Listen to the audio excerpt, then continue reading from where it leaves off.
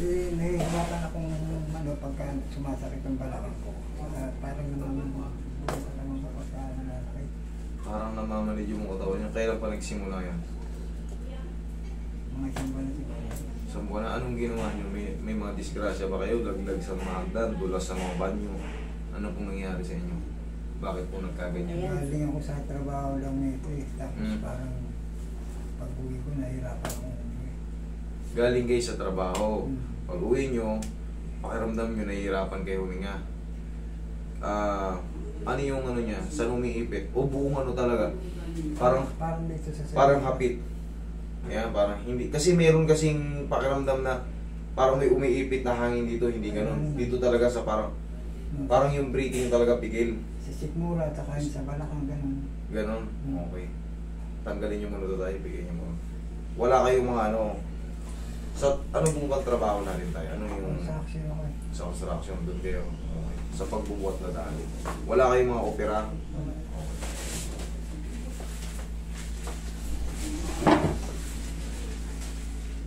Adel mo nga yun. Hindi, huwag na ako.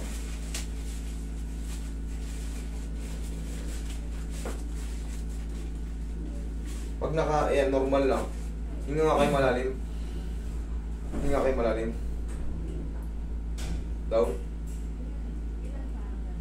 Mahigpit, parang hirap o ano? Parang hirap. Parang hirap. Okay. Pero, tansya nyo, mag-isang buwan na o lagpas pa? Parang wala pang isang buwan. Maring ba? Isang buwan na. Pero pagka nakahiga pa kayo, namamanid kayo. Oo. Yung naka-plaster kayo, nakahiga, namamanid kayo. Lalo itong kita na to. Lalo yung hita na yan. Parang nagagaling sa balakang. Hindi na. Okay.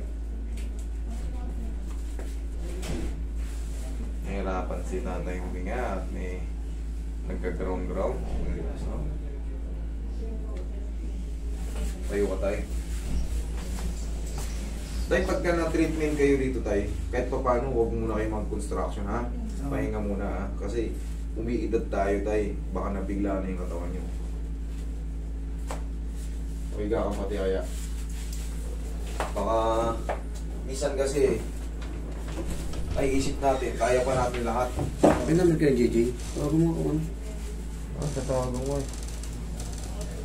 I-book nyo na lang sa ano. Magkano? Kunin niyo yung complete Ay, address. O complete address ng bahan.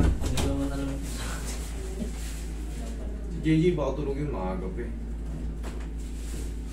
Mga nagpuyat yung mga gabi. Tagilid ka tayo. Ilan taon na ba si tatay ngayon? Diyan, silan din sa'yo. 68. 68 na pala kayo tay. Consider na kayong 70 years old. Kailangan talaga tay, bawasan nyo na yung muna yung San Juan. mabigat na trabaho, ha? Paubayan. Bihira na lang naman ako. Paubayan nyo na sa mga ano. Anak. Oo, 70 years old. Pahinga na sa construction, ano na lang. Lambing-lambing na ng mga konting buhat. Tsaka, mag-iingat kayo, tay, tingnan nyo ako yung paa. Huwag kayo yung magbubuhat ng ganito, yung nauna isang paa. Yung ganyan, delikado yan sa inyo. Lalo kung may lower back na kayo. Yung pulot na gano'n. Oo, delikado. Ganyan na tayo. Hindi naman yung totaling delikado na ano. Doon kasi mas madalas mag-trigger yung back pain. Kabilang side tayo. Tayo kabilang side. Kabila po. Doon kasi madalas mag-trigger yung mga back pain. So pag nakabuhat kayo ng patagilid, sigurado mag-expect kayo ng mas mabilis sa sakit ba lang nyo. Labas yun na dila. Labas yun. Yan.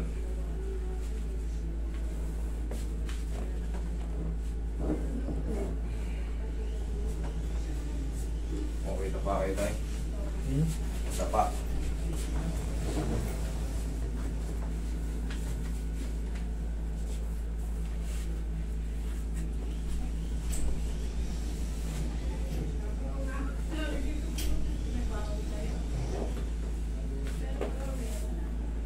Ilagay nyo ang katawan nyo. Yan, relax nyo.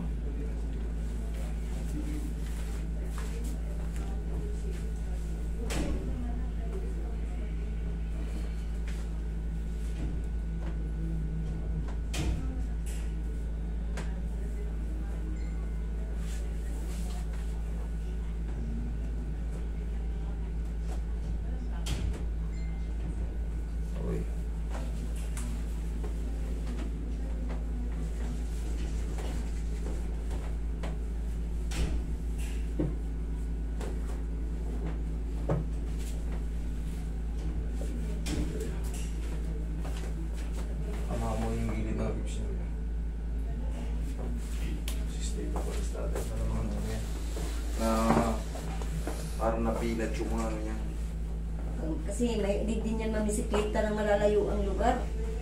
Tapos, abutan ng tuyuan ng pawis, at tapos maabutan ng ambon.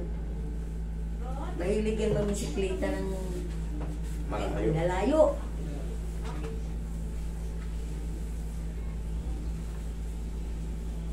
Tayo ngayon, magbabawas na kayo ng aloof. Maaring ano, kung dati nakakarating kayo ng Isabela, hanggang ano na lang muna kayo, Bulacan. Siyempre, 68 na si tatay eh. Hindi na nga ako yung pinasabit ko na yung bisikleta niya eh. Pwede naman siya mag-bike dun lang sa ano. Para Malapit pa, pwede. Hindi kasi Kasi nakakaikot ng doon, sa may dulo pa ng Bulacan doon, hindi kay Padre Pio doon. nakita yung mga joint natin. Yeah. Wala, tinatawag na tayo sign of aging. Malakas na. Malakas lang ang utak. Malakas ang isip natin. Parang ako lang din yan eh, sa basketball dati. Malaking po. So parang kaya ko yun, nanonood ako. Pero pag ako rin tumatakbo, 3 balik lang. Hinihingal ka na. Oo, tragis, hindi. Halos nag-iikaw siya, ay nag-ano eh. Hihingalo eh, pag humihingay. Sobrang hingal. Okay, relax na. Inhale. Exhale.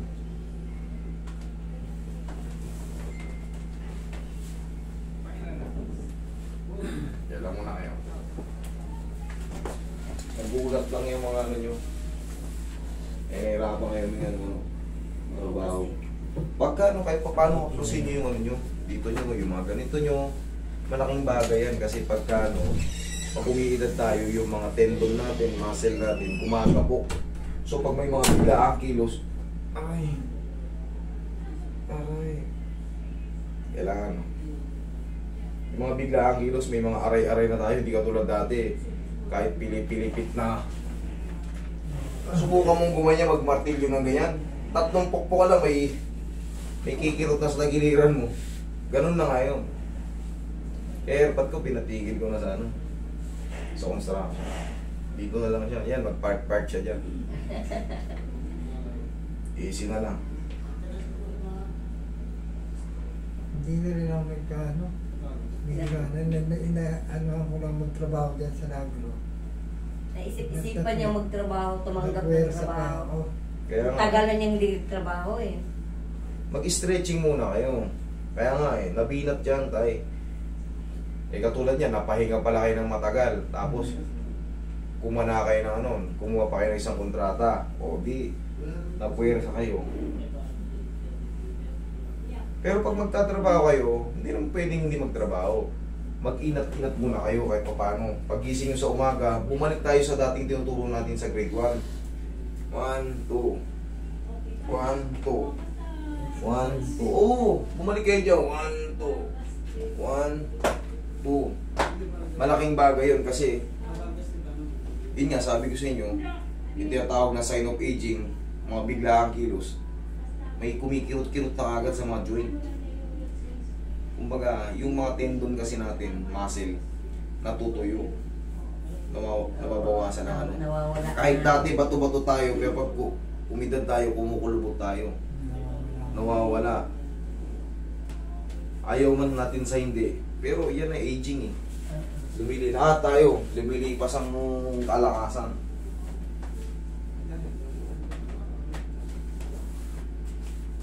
Okay po kayo tayo.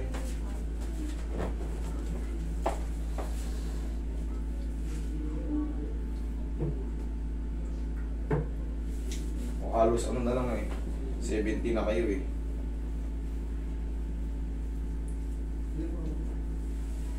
Ano na yan siguro. Pasma-pasma. Ayan, tapos babay kayo, pawis sa pawis, makularan kayo. Pero kung mga 25 years old tayo, ganyan, 30, pwede yan.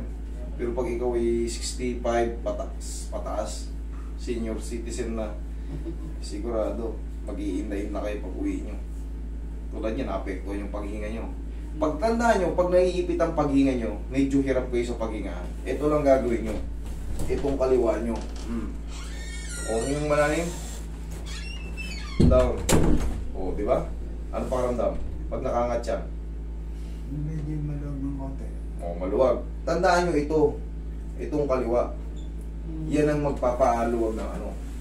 Kasi pagka yan, siyempre, umihigpit yung hininga nyo. Para kayo matataranta niyan eh. Parang feeling nyo, no? Oo. Parang feeling nyo. Lalo kayo makabahan kasi may pumipigil. Sinsan Ingat nyo to. bulundag yan siya. Ingat nyo to. Tumulundag siya pag hindi niya, no? Ingat nyo to. Oh. Sabayan nyo na rin ang pray, siyempre. Tayo kayo. Takbo po kayo ng konti.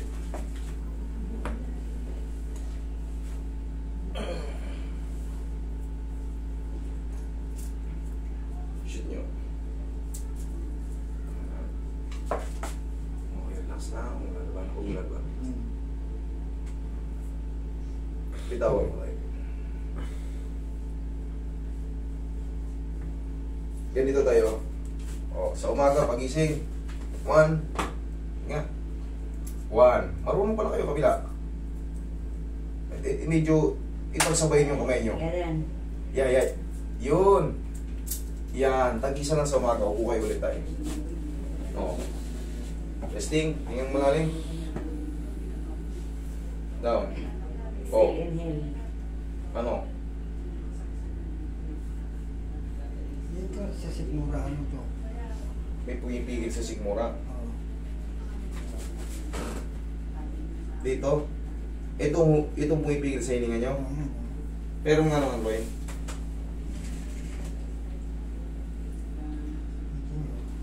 Ayan. Sa abdomen. Dito. Kailangan may utot nyo to. Hangin lang ba to? Ano pakiramdam nyo? Hangin o ano? Dito kasi walang ano rito. Walang joint. Wala. Walang joint dito. Kumbaga, yun yung pinaka-ano eh. Pero kung dito siya sumasakit, yung mga ganito sa tagiliran. Pagka sumasakit yan, minsan umapekto dito sa... Pero ngayon, walang masakit dito sa likod. Dito lang. Itong pumipigil. Dito sa mismo sikmura. Sige. Yan. Pag ganyan, yan o. Sa mismong ano to. Sa mismong stomach niya o. Stomach to eh. Ilagay ng pagkain. Subukan nyo mag-ano tayo ha. Magluya-luya ha. Pakulo kayo ng luya. Baka ano to eh, yung... Hangin lang. Oo.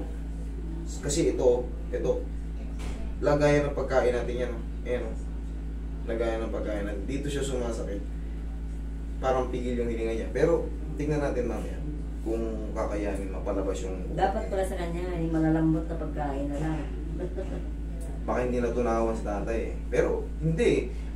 Sa hininga eh. Dapat kasi hindi mapipigil yung hininga. Kung meron ka mang ano, kung meron ka mang hindi ka natunawan, ibang pakiramdam mo. Okay yung hininga mo, pero parang gusto mong masuka na, hindi mo mawari na ano. Hindi na wala. Hindi naman gano'n, okay. Eh, baka ano lang to. Hinga. Okay naman? Okay lang. Okay? Okay. Yun. Tay, pag uwi nyo, subukan nyo muna magluya, yung pakulo kayo ng luya. Okay? Eh, yung kagaya yung pinainom sa akin ni Danilo niya kanina, mukhang nakaganda rin. Okay yun, herbal yun eh. Oo. Herbal yun. Uuwi kami niyan. Yung black paste, Oo. maganda yun kasi panlinis ng ano yan, ng bato, ng liver. Marami nang kumuha niyan dito yung ano, yung mga pasyente Uuwi namin. ako nang Mag-uwi kayo no, hindi kumuha kayo ng sa airpad ko. Tatanim mo. O itanim nyo. Tanong nyo, turo nyo sa airpad. Sabi nyo kay airpad kung paano magtanim. Sabi nga sa akin, dali, magtanim daw. O hindi para yung mga kapitbahay nyo na mabigyan. Eh kung gumanda pala pakiramdam nyo, di, bakit natin titigilan? Naiiyak ako nang nakaiiyak. Sige tayo ha. Tapos pagka no,